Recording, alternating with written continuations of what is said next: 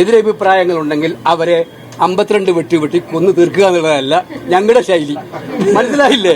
ഞങ്ങളുടെ ശൈലി എതിരഭിപ്രായങ്ങളെ സ്വീകരിച്ച് അത് നല്ല കാര്യങ്ങളുണ്ടെങ്കിൽ ആ നല്ല കാര്യങ്ങൾ കൂടെ കൊച്ചു മുന്നോട്ട് പോകുക, ആ എതിരഭിപ്രായങ്ങളൂടെ കൈകാര്യം ചെയ്ത് മുന്നോട്ട് പോകുക എന്നുള്ളതാണ് കോൺഗ്രസിന്റെ ശൈലി.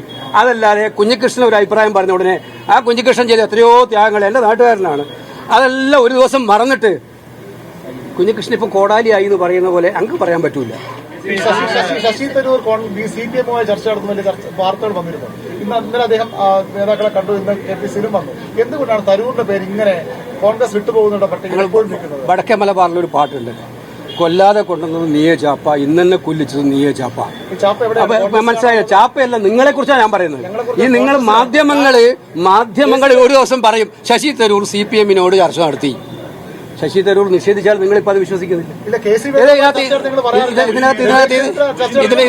ഇതിനകത്ത് നിങ്ങൾ പറയുന്നത് തരൂരിന്റെ പേര് പറയുന്നതിനകത്ത് ഒരു കാര്യമില്ല. അദ്ദേഹം പ്രഖ്യാപിച്ചിട്ടുണ്ട്, അദ്ദേഹം വ്യക്തമാക്കിയിട്ടുണ്ട്. ഞാൻ ആ കാര്യങ്ങളെക്കുറിച്ചൊന്നുമില്ലാന്ന്.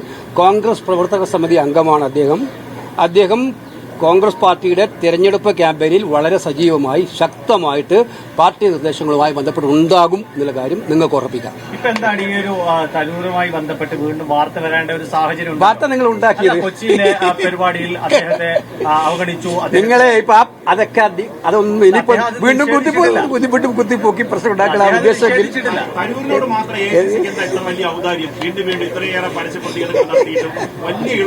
എന്ത് ചെയ്യണമെന്നാണ് താങ്കൾ ആഗ്രഹിക്കുന്നത്? എന്ത് ചെയ്യണമെന്നാണ് താങ്കൾ ആഗ്രഹിക്കുന്നത്? പറഞ്ഞതാ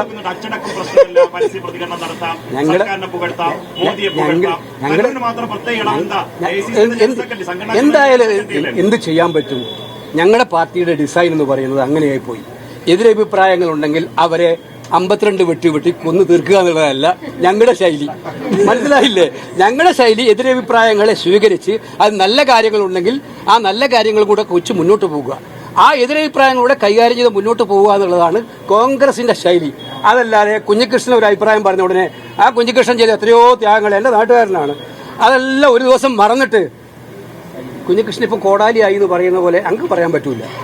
ഞങ്ങളുടെ പാർട്ടിക്കകത്ത് എന്തായാലും കോൺട്രിബ്യൂഷൻ നടത്തുന്ന ആരാണ് എല്ലാ നേതാക്കന്മാരും. അവർക്ക് വ്യക്തിപരമായ അഭിപ്രായം ഉണ്ടാകും, പക്ഷെ പാർട്ടി അഭിപ്രായങ്ങളോട് ചിലപ്പോൾ എതിരായിരിക്കും. അപ്പോൾ ആ അഭിപ്രായങ്ങൾ എതിരാണെങ്കിൽ എന്താണ് നിങ്ങളുടെ എതിർപ്പിന് കാരണം എന്ന് ചോദിച്ച് മനസ്സിലാക്കാൻ ശ്രമിക്കും. അതിനനുസരിച്ച് പ്രശ്നം പരിഹരിക്കാൻ ശ്രമിക്കും. ഗത്യന്തരമില്ലാതാകുമ്പോൾ മാത്രം ആ പാർട്ടി ഏതെങ്കിലും നടപടി എടുക്കാറുള്ളൂ. ഓക്കെ,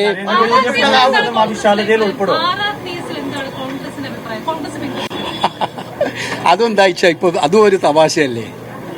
കേരളയിൽ പ്രഖ്യാപിച്ചു. കേരളയിൽ പ്രഖ്യാപിക്കുന്ന കേന്ദ്ര അനുമതിക്ക് മുമ്പേ കേരളയിൽ പ്രഖ്യാപിച്ചു. വികസനം നടത്തുന്നു എന്ന് പ്രഖ്യാപനം നടത്തിയോണ്ട് വല്ല കാര്യമുണ്ടോ? എന്തോ തിരിച്ചിരിക്കുകയാണ്. വികസന പ്രഖ്യാപനങ്ങൾ നടത്തിയാൽ ജനം അതിൽ വീഴുമെന്ന് ഇത്തരമൊരു പ്രഖ്യാപനം. ശ്രീധരന്റെ ഒരു പ്രഖ്യാപനം വന്നു കഴിഞ്ഞ ദിവസം, ഹൈ സ്പീഡ് റെയിൽവേ വരാൻ വേണ്ടി പോകുന്നു. കേന്ദ്രമന്ത്രിയായിട്ട് അദ്ദേഹം ചർച്ച നടത്തി എന്ന് പറയുന്നു.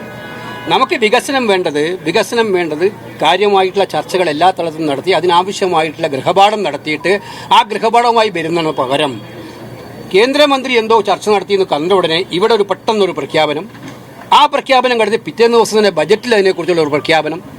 ഇതൊക്കെ ജനങ്ങളെ കണ്ണിൽ പൊടിയിടാൻ വേണ്ടിയിട്ടുള്ളതെന്ന് മനസ്സിലാവും.